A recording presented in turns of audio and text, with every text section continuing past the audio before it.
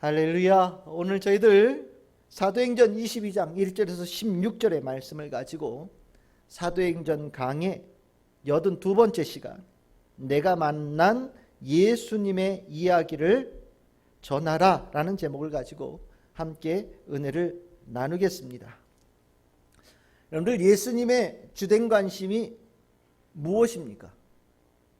예수님의 제일 첫 번째 가는 관심이요, 예수님이 가지고 있는 그 관심을 알려면, 예수님께서 이 땅에 오신 이유를 알면 우리는 정확하게 그 이유를, 그리고 그 하나님의, 예수님의 관심을 알 수 있습니다. 이 예수님께서 이 땅에 오신 이 말씀은 누가복음에 아주 정확하게 나와 있습니다. 누가복음 19장 10절입니다. 인자가 온 것은 잃어버린 자를 찾아 구원하려 함이니라. 예수님께서 이 땅에 왜 오셨다고요? 예수님께서 가지고 계신 첫 번째 관심이 무엇이라고요? 잃어버린 자의 구원에 있다.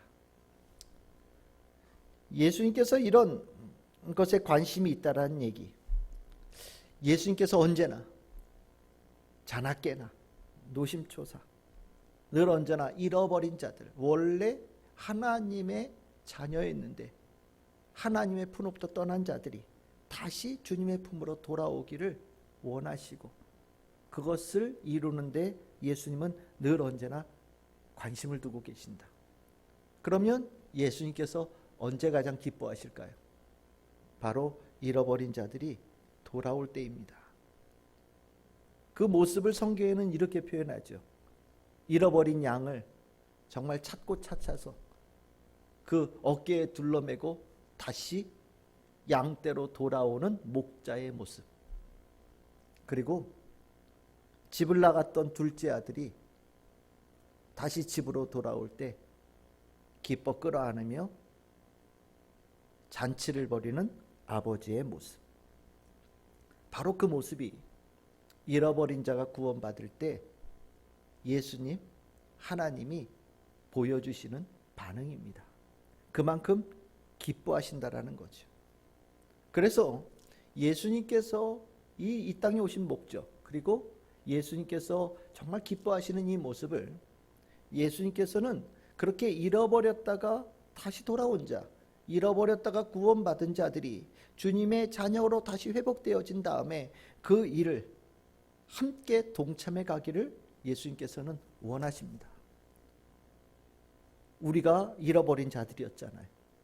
우리가 잃어버린 자들인데 그렇게 은혜 입어서 하나님의 자녀로 회복되어지고 나면 우리 눈에는 아직도 잃어버려 헤매고 있는 자들에 향해서 눈을 닫게 되어지고, 그들이 주님의 품으로 다시 돌아올 수 있도록 예수님처럼 마음을 먹고 살아가며 그 일을 우리에게 하기를 주님께서는 원하시고 우리를 보내신다라는 것을 우리는 분명히 알아야 됩니다. 이 말씀은 요한복음 20장 21절에 나와 있죠. 아버지께서 나를 보내신 것 같이, 잃어버린 자를 구원하라고 보내신 것 같이 뭐라고 얘기하십니까? 나도 너희를 보내노라. 나도 잃어버린 자를 구원하는데 너희들을 쓰기를 원한다. 내가 너희들을 보낸다. 그러니 가서 그 일을 하거라 라고 말씀하십니다. 이 말은 곧 모든 크리스찬들에게는 동일한 사명이 있다는 것을 얘기하는 겁니다.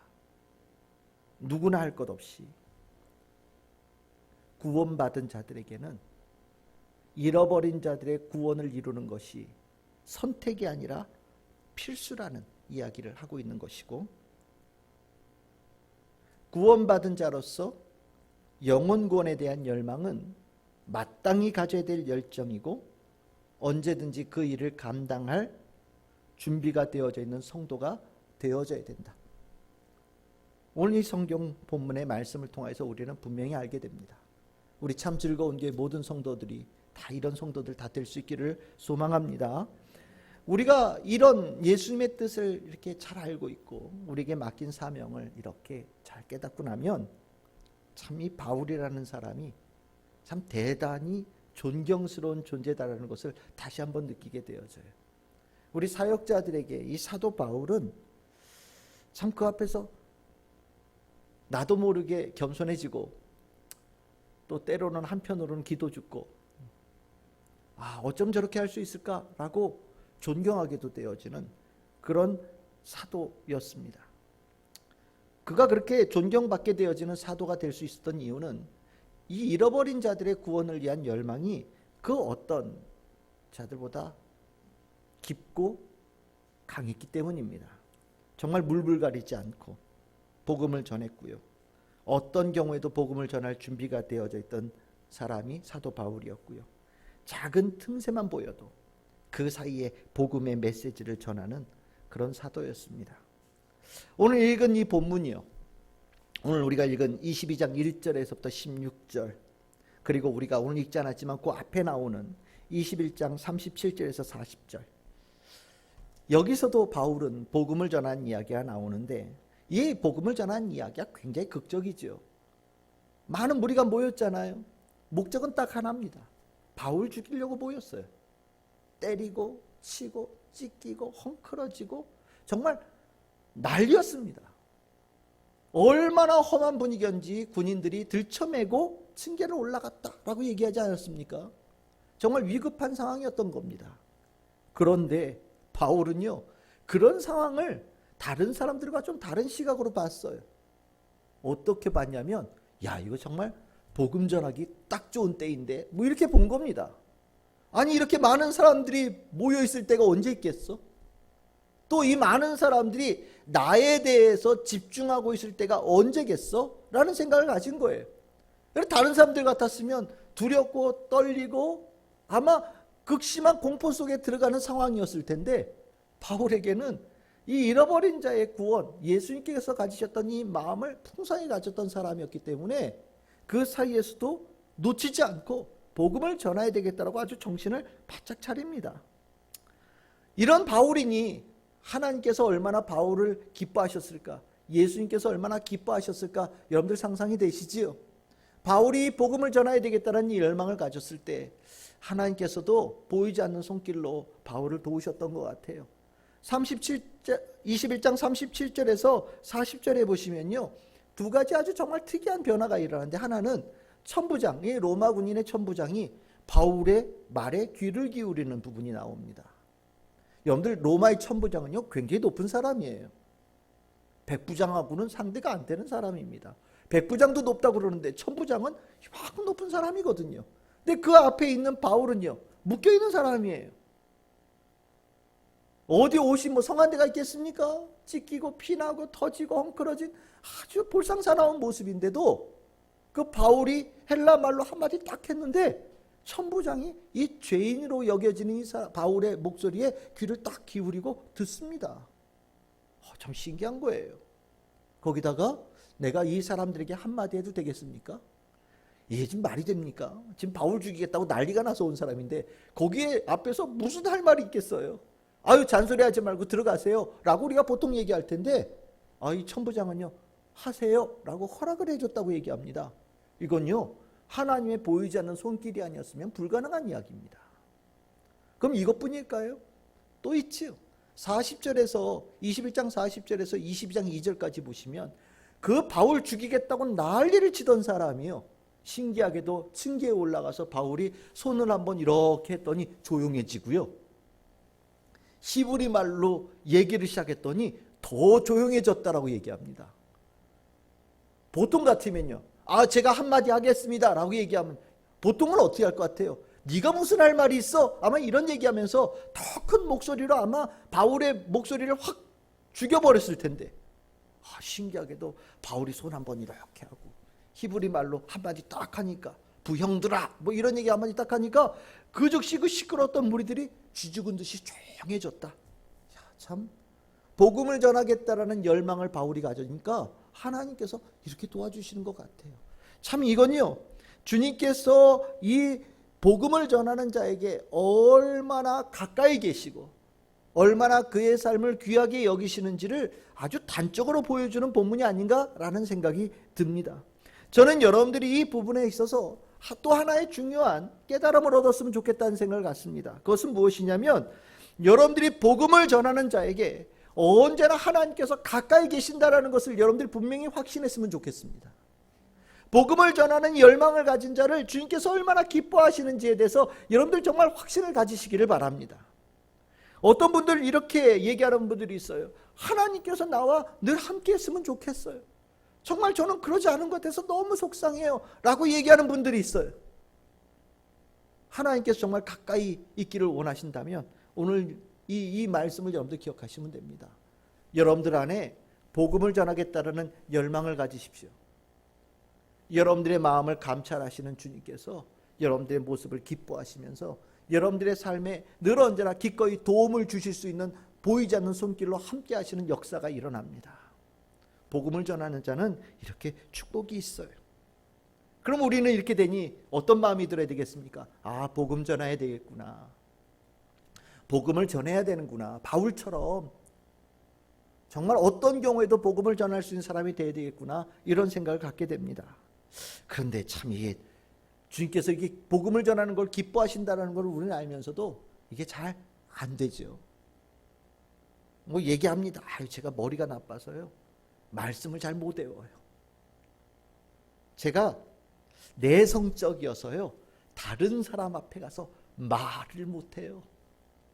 제가 너무 바빠가지고 이 복음을 얘기할 만한 시간적인 여유가 나지 않습니다. 아마 우리 성도님들에게도 복음을 전하지 못하는 이유를 대라고 하면 아마 각자 한 적어도 2-3가지씩은 다 나올 거예요. 무슨 소리입니까? 복음을 전하는 것 굉장히 부담스러워한다는 얘기입니다. 그런데요, 여러분들 이것도 아셔야 돼요. 복음은요, 전할 준비되어져 있으면요, 복음을 전할 수 있도록 주님께서 인도해 주십니다. 복음을 전하는 것에 내가 왜 부담스러워하느냐? 복음을 전할 준비가 되어 있지 않기 때문이에요. 복음을 전할 준비가 되어져 있으니 복음을 전할 아주 적절한 때, 정말 귀한 타이밍에도 그런 사람을 만났음에도 불구하고 복음을 막상 전하지 못하고요. 복음을 전하지 못하니 복음을 전함을 통하여서 얻는 하나님의 은혜도 내 삶에 임하지 않는 일들이 일어납니다.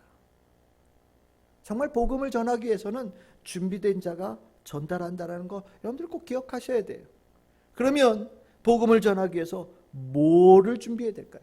복음을 전하는 것을 준비한다는 것은 무엇일까요? 내 능력 안에서 복음을 가장 쉽게 전달할 수 있는 길이 무엇일까요? 복음을 전달하는 가장 효율적이고 효과적인 방법이 뭐가 있을까요? 궁금하시죠? 답을 알려드리겠습니다. 오늘 설교 제목입니다. 내가 만난 하나님, 내가 만난 예수님의 이야기를 전하는 겁니다. 한마디로 얘기해서 신앙 간증으로 복음을 전하라는 거죠. 어때요? 쉽지요? 예? 쉽지요? 어렵지 않지요? 간단하지요? 맞습니다. 누구든지 할 수 있는 거예요. 간증을 통한 복음, 이것은요, 누구든지 할 수 있는 방법이에요. 이 복음의 간증 무엇입니까? 이야기잖아요. 여러분들 누군가 이야기 듣는 거 좋아하시죠?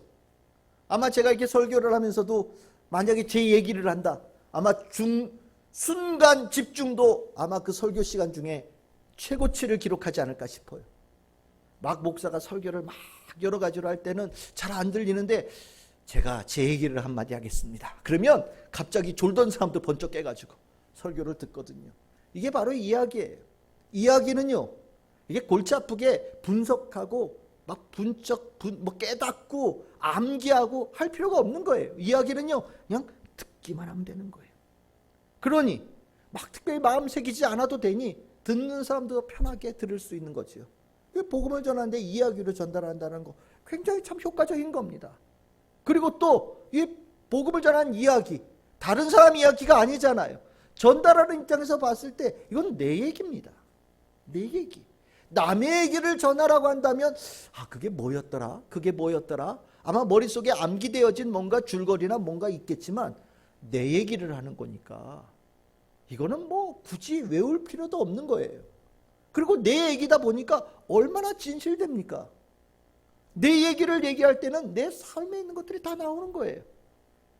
진실되어진 내 얘기를 하니 듣는 사람도 그 진실되어짐에 귀를 기울이고요. 그 진실되어짐 속에서 마음과 마음이 서로 소통하는 역사가 일어나거든요. 그래서 간증은요, 굉장히 쉬워요. 그리고 여기에 또 하나, 간증하는 사람에게 있는 변화되어진 선한 삶이 같이 동반되어진다면, 이건요, 간증을 통해서 전달되어지는 이 복음은 엄청난 능력을 같이 동반하게 되어집니다. 여러분들 사는 거 다 비슷하지 않습니까? 살아가는 모습들, 살아가면서 가지고 있는 문제들은 뭐 조금씩 다른 것 같아도 큰 맥락에서 보면 같은 맥락이에요. 그런데 내 앞에 있는 사람이 내가 가졌던 삶의 어려움과 문제에 대해서 이미 해결되어진 모습으로 내 앞에 있고, 그 변화되어진 모습이 내 눈에 보더라도 딱 보이면 이 간증을 듣는 사람이요, 그 사람의 모습 속에서 희망을 느끼기 시작합니다. 아, 나도 할 수 있겠구나, 나도 되겠구나, 나도 저렇게 변화되어져서 저런 역사가 일어나고 싶다라는 갈망을 갖게 되어지고요. 그리고 그 이야기에 함께 동참하는 역사가 일어납니다. 이 참 이러고 나니 이렇게 이야기고 내 이야기고 변화되어진 삶을 통하여서 그 변화되어진 사람의 입을 통해서 전달되어진 이야기가 신앙 간증, 내가 만난 예수님, 내가 만난 하나님의 이야기니 정말 이거 어마어마하게 쉽지 않겠습니까? 누구든지 할 수 있는 거예요. 그리고 영혼 구원의 열매, 잃어버린 자를 구원할 수 있는 확률도 굉장히 높아집니다. 우리는 모든 사람들이 다 이 간증의 이야기를 다 가지고 있어요. 우리가 복음을 전할 수 있도록 예수님께서는 우리들의 삶에 만나주셔서 깊은 흔적을 남겨주셨거든요. 예수님의 만난 이야기를 능히 풀어낼 수 있도록 우리들에게 날마다 많은 체험들을 더하여 주시는 분이 바로 예수님이십니다.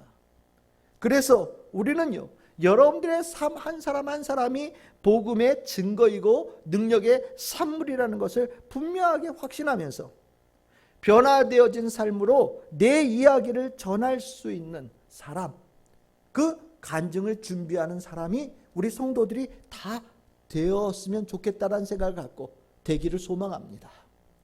그러면 우리가 이 간증이라는 것을 이제 통해서 복음을 전하는 것이 이렇게 수월한 것이라는 것을 알고 나면, 야, 간증을 어떻게 이렇게 해야 될까? 우리가 이제 궁금해지죠. 우리는 이 간증이 가지고 있는 틀이 있어요. 간증은 그냥 넋두리 같은 게 아니거든요. 우리는 이 간증에 아주 중요한 룰, 요소를, 모범답안 같은 것을 오늘 읽었던 본문 22장 1절에서 16절을 보면서 우리는 이 답안지를 좀 얻었으면 좋겠다는 생각을 갖습니다. 바울은요, 간증을, 복음을 전하는 데 사용했던 사람입니다. 엄밀하게 얘기하면 바울은요, 간증을 애용했어요.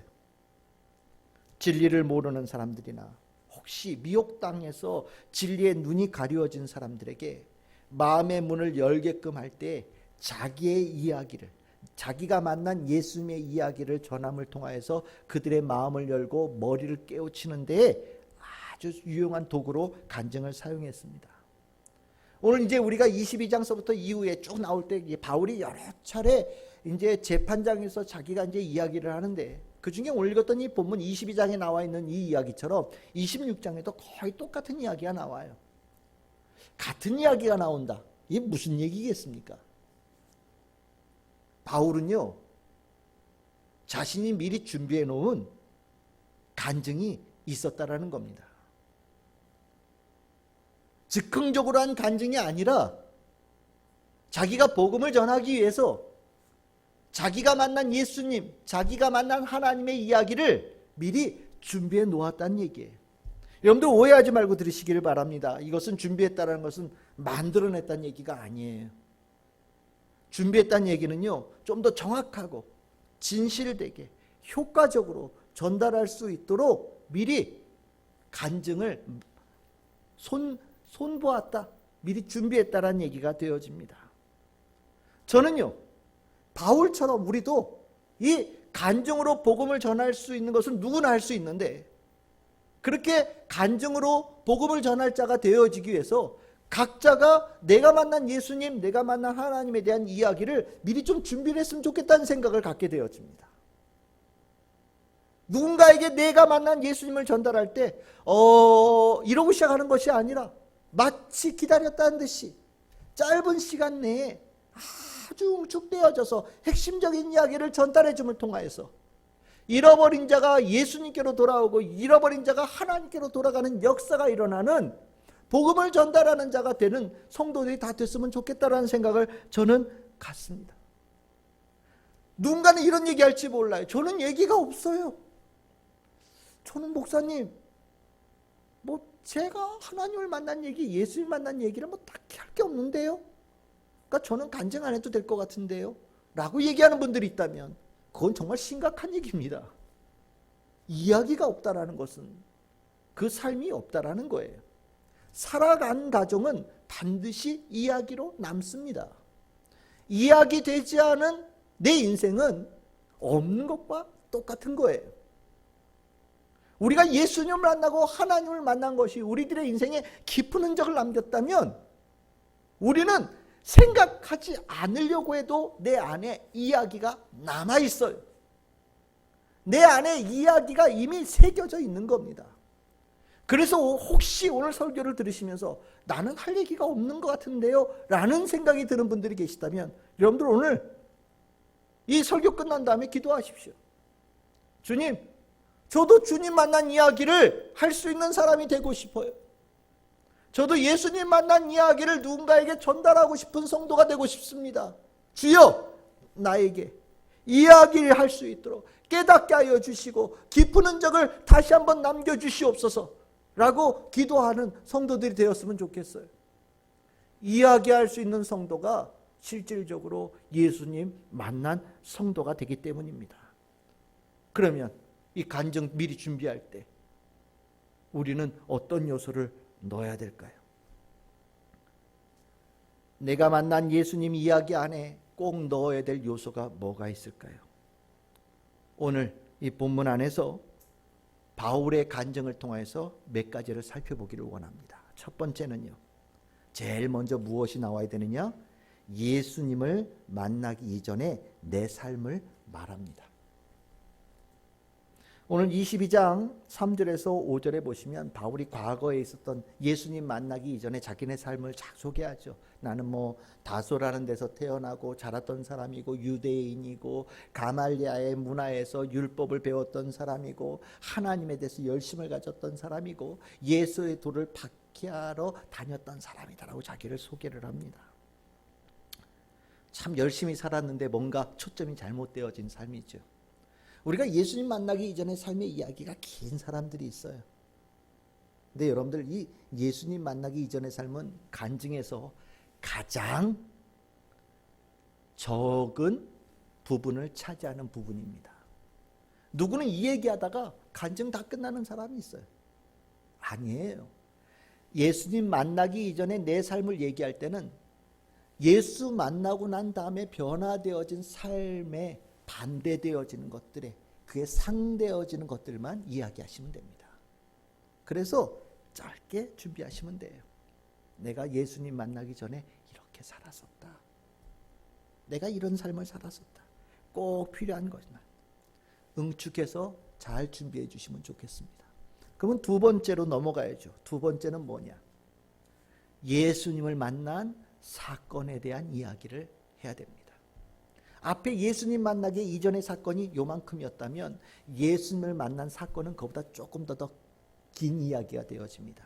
시간적으로는 예수님 만나기 이전의 시간이 몇십 년이었고 예수님을 만난 사건은 정말 얼마 안 되는 시간일지 모르겠지만 간증을 할 때는 반대가 됩니다. 예수님 만나기 이전에 이만큼 삶은 요만큼이지만 내가 예수님을 만난 그 시간은요 이만큼의 시간의 분량을 차지해요. 바울은요 22장 6절에서 11절까지 내가 예수님 만났던 그 사건을 얘기하고 있죠. 다메섹으로 가다가 큰 빛에 내가 둘러싸여졌는데 그 빛이 임하면서 바울이 가던 길이 딱 멈춘 거예요. 그러면서 음성이 들리고 눈이 멀고, 그렇죠?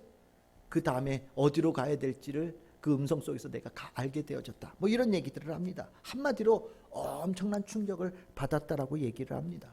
바울이 6절에서 11절까지 이 예수님 만난 이야기를 이렇게 쭉 전할 때 보시면 지나치지 않아요. 막 과장된 것도 없습니다. 아주 절제되어진 단어 속에서 정확하게, 그리고 그 초점 속에서도 내가 중심이 아니라 예수님, 나에게 찾아오신 그 예수님에게 포인트를 두면서 예수님과의 만난 이야기를 전달하고 있습니다. 그렇죠? 내가 내 삶에 만난 예수님은요, 정말 잊을래야 잊을 수 없는 사건이고요. 그 충격적인 사건입니다. 예상치 못했기 때문에 참 그 안에 있는 감정의 그 폭은 엄청나게 폭발적이 되어지고요. 또 신기하게도 예수님 만난 그 상황 속에서 참 묘사하기가, 말로 표현하기가 쉽지 않은 부분들이 있습니다. 그러다 보니 이 부분에서 자칫 잘못되어지면 내가 가졌던 감정의 이만큼 많은 부분에 대해서 설명하는 경우들이 있어요. 그리고 뭔가 표현될 수 없는 부분이라서 그냥 얼머부리면서 넘어가는 경우들이 있습니다. 근데 이건 다 잘못된 거예요. 내가 예수님을 만났을 때 그 상황을 가능한 한 정확하게 말로 표현할 수 있도록 간증 가운데 준비가 되어져야 됩니다. 그것이 말로 이해가 되지 않고 머릿속으로 이해가 되지 않을지라도 내가 체험한 것을 상대방이 같이 느낄 수 있도록 분명하게 준비해서 전달해 주어야 돼요. 정확하게 내가 경험한 체험들을 전달할 때 일어나는 변화는 무엇이냐면 듣는 이들이 영적인 세계에 대해서 관심을 갖기 시작합니다. 내가 만난 예수님은 영적인 분이셔요. 내가 육의 모습으로 다메섹으로 가다가 부활하신 영의 예수님을 만났다라는 거 아닙니까? 그랬더니 육으로 가던 내 삶의 발걸음이 멈추어지고 이외에는 그 영이신 예수께서 자기를 이끌어갔다라고 얘기하는 거 아닙니까? 영 앞에서 육이 완전히 무너진 거죠. 그게 예수님을 만난 사건의 실체입니다. 우리는 그 이야기를 전할 때 듣는 이들이, 육으로 살아가는 이들이 영에 대한 관심을 갖게 되어지고 나를 구원한 영적인 존재 하나님, 예수님에 대해서 알고자 하는 욕망들이 일어나기 시작합니다. 그러니 예수님을 만난 그 사건은 중요한 이야기가 됩니다. 그 다음에 세 번째로 필요한 것이 무엇이냐? 그 사건으로 얻은 깨달음을 전달해야 됩니다. 사건은요, 그냥 체험이죠. 내가 맞았어요. 그럼 아프죠. 이거 아프다라는 이야기로 하면 이거는 아무 의미가 없는 거예요. 그런데 예수님을 만난 사건은요, 내 존재를 흔들어 놓은 사건이에요. 감각적인 것이 아니라는 겁니다. 그래서 무엇이 있냐면 예수님과의 만남의 사건 속에는 반드시 깨달음이 동반되어져요. 그 깨달음을 전달하는 것이 간증의 핵심이에요. 깨달음이 없는 체험이란다면 이야기할 것도 없는 겁니다. 바울은요, 22장 12절 14절에 자신이 이 사건을 통해서 깨달은 바를 아나니아라고 하는 성도를 통하여서 얻었다라고 얘기를 합니다. 그리고 자신이 깨달은 바를 특별히 22장 14절에 몇 가지의 단어를 통하여서 우리에게 전달해 주고 있습니다. 그것이 무엇이냐? 첫 번째는 14절에 이렇게 나오시죠. 하나님이 너를 택하였다, 이렇게 얘기합니다. 바울은 다메섹으로 가던 과정 속에 예수님을 만나면서 첫 번째 깨달은 게 뭐냐? 하나님께서 나를 택하셨다라는 거예요. 택하셨다라는 것이 무엇입니까? 택하셨다라는 것은 하나님께서 나를 사랑하신다라는 얘기고요. 그 택하심을 통하여서 내가 다시 태어났다라는 것을 얘기하는 겁니다. 택하셨다라는 건요, 내가 찜 이 정도가 아니에요. 하나님께서 나를 택하셨다라는 것은요, 하나님께서 나를 찾으러 의도적으로 내 앞에 오셨다라는 사랑이고요. 하나님께서 나를 택하셨다는 것을 내가 깨닫게 되어지는 순간서부터 내 인생은 완전히 바뀌는 겁니다. 바울은 그 얘기를 하고 있어요. 내가 택함을 받았다는 것을 알게 되어졌다. 그럼 두 번째는 뭐냐? 그 뒤에 나오죠. 너로 하여금 자기의 뜻을 알게 하신다. 내가 예수를 만나고 난 다음에 무엇을 하냐? 하나님의 진짜 뜻을 깨달았다는 겁니다. 하나님의 말씀의 본질이 무엇인지를 깨달았다는 거예요. 예수님 만나기 이전에 바울은 어땠습니까? 가말리엘이라고 하는 정말 좋은 선생님 밑에서 율법에 대해서 열심히 공부했던 학자였습니다. 그런데 그때 알았던 거는요, 세 발의 피였던 거예요. 예수님을 만나고 났더니 하나님의 뜻이 무엇인지를 완벽하게 알게 됐다라고 얘기합니다. 깊고 넓은 진짜 진리의 세계를 내가 알게 되어졌다라고 얘기하고 있어요. 깨달음이죠. 진리에 대한 확신입니다. 아, 예수가 진리구나. 예수가 진리구나. 예수에게 생명이 있구나. 예수가 길이구나. 라는 것을 깨달았다라는 겁니다. 그리고 세 번째, 그 다음에 나오는 얘기가 바로 그 얘기죠. 그 의인을 보게 하시고 그 입에서 나오는 음성을 듣게 하셨다.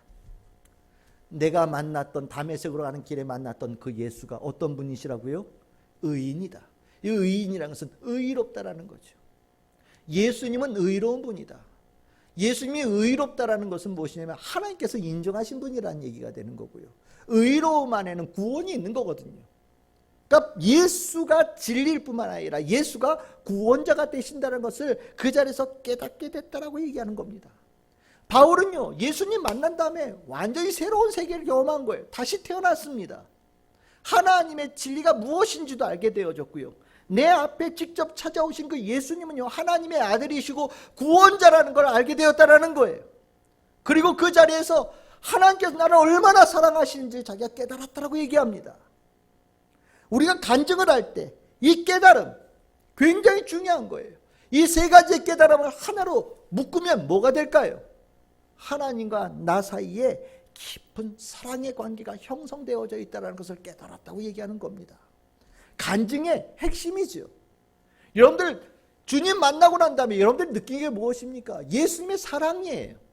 그 예수님의 사랑이 온 우주를 사랑하시는 사랑, 물론 그 사랑일 수도 있겠지만 예수님을 만나서 내가 느낀 사랑은요, 다른 것 말고 내가 너를 사랑한다라고 하시는 말씀이에요.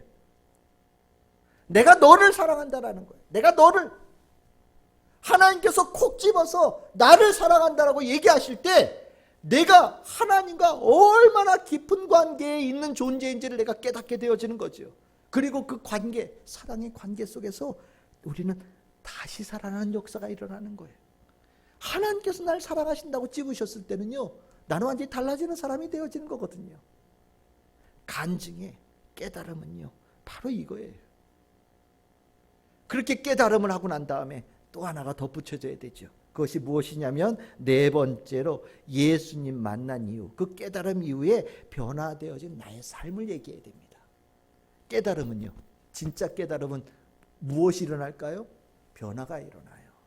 진짜 깨달음은요, 변화가 일어나요. 아는 거는 변화까지 일어나기 아직 먼 겁니다. 하지만 깨달았다라고 하는 것은 내 존재 깊숙하게 이것을 모셔드렸다는 얘기가 되는 거예요. 강한 충격이어서 이것으로 내 삶의 모든 것이 지진이 난 거예요.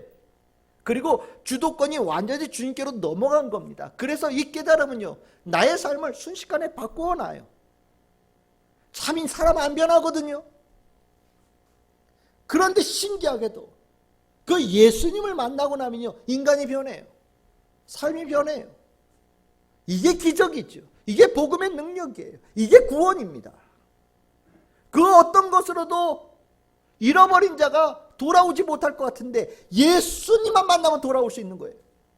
이게 기적이죠. 삶의 변화가 일어나는 겁니다. 바로 우리는 예수님 만나서 깨달음을 얻고 난 다음에 일어난 변화되어진 사람이지요.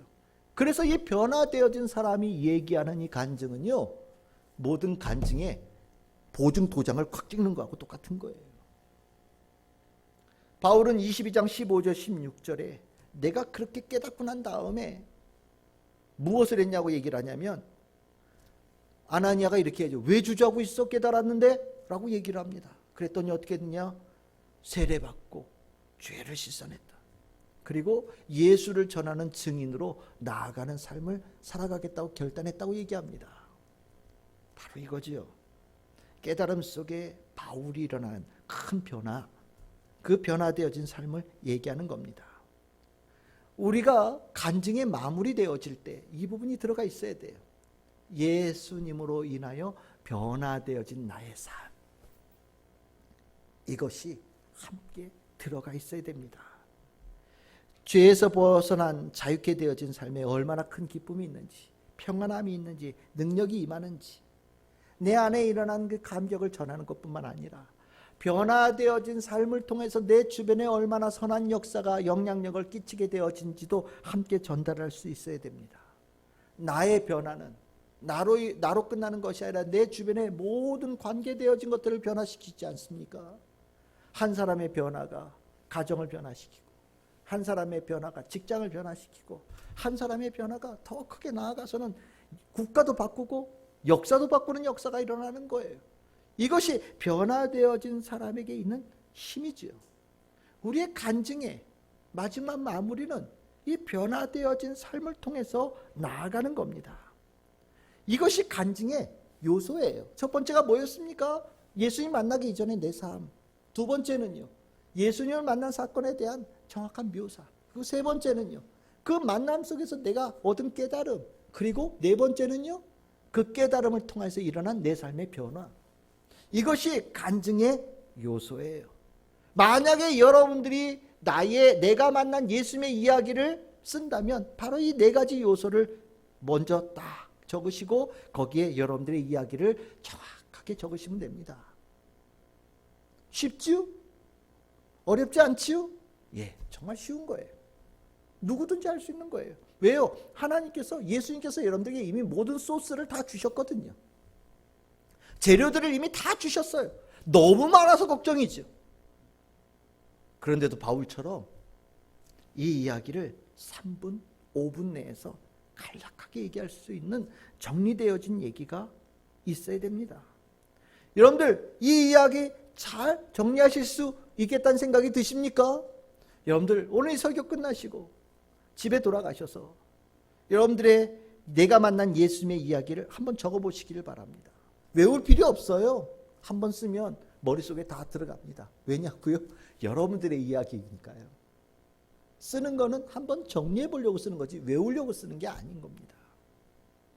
우리가 이렇게 쓰고 전달되어졌을 때 누군가가 여러분들에게 아마 이렇게 물어보는 경우가 있을 거예요. 당신은 왜 예수님을 믿습니까? 당신은 왜 크리스찬이 됐습니까? 당신은 왜 교회 다니십니까? 라고 여러분들에게 누군가가 질문을 던질 때 여러분들은 기다렸다는 듯이 내가 왜 예수를 믿게 됐는지, 내가 왜 교회를 다니게 되어졌는지, 내가 왜 크리스찬이 되어졌는지를 정확하게 전달하고 그 과정을 통해서 성령의 역사가 일어남을 통해서 잃어버린 자가 구원을 얻는 큰 은혜가 임하게 되어지라고 믿습니다. 준비되어진 이야기의 힘이지요. 우리는 이제 설교를 마치면서 제가 여러분들에게 질문을 던지겠습니다. 여러분들은 내가 만난 하나님, 내가 만난 예수님의 이야기가 준비되어져 있으십니까? 누구에게든지 어떤 때든지 짧은 시간 내에 주님께서 열어주신 짧은 만남 속에서도 내가 만난 예수님을 증거할 수 있는 준비가 되어져 있으십니까? 예수님을 만난 사람이 다 바울과 똑같진 않겠지만 우리에게도 예수님을 만나 변화되어진 이야기는 누구에게나 있기에 우리는 얼마든지 바울처럼 간증할 수 있는 사람이 될 수 있습니다. 바울과 같은 체험이 있다면 우리의 삶에 일어난 삶의 변화를 고백하고 하나님의 뜻을 전달할 수 있는 성도들이 되어져야 되고, 우리 참 즐거운 게 성도님들은 더 특별히 하나님의 큰 은혜를 입어서 우리가 함께 신앙생활하고 있는 성도들이니 아마 이렇게 내가 만난 예수님, 내가 만난 하나님을 전할 수 있는 충분한 능력과 준비되어진 성도들이라고 저는 믿습니다. 하나님은요, 여러분들의 이야기를 사용하기를 원하십니다. 당신이 받은 은혜와 당신이 가지고 있는 변화를 기꺼이 나누기를 기대하고 계십니다. 더 많이, 더 자주 모든 사람들과 그 이야기를 나누는 하나님의 자녀가 되기를 기대하고 계시고, 그것을 통하여서 잃어버린 자들이 구원을 얻는 역사가 일어나기를 기대하고 계십니다. 내가 만난 이야기, 내가 만난 예수님의 이야기를 영혼을 사랑하는 마음으로, 그리고 예수님의 사역에 동참하는 기쁜 마음으로 잘 준비하는 우리 성도님들이 되시기를 바라고, 그 복음을 전할 때 성령께서 크게 역사하시는 체험들을 모두가 누릴 수 있기를 소망합니다. 저는 오늘 이 예수님의 말씀, 이 한 말씀을 읽으면서 오늘 설교를 마무리하고자 합니다.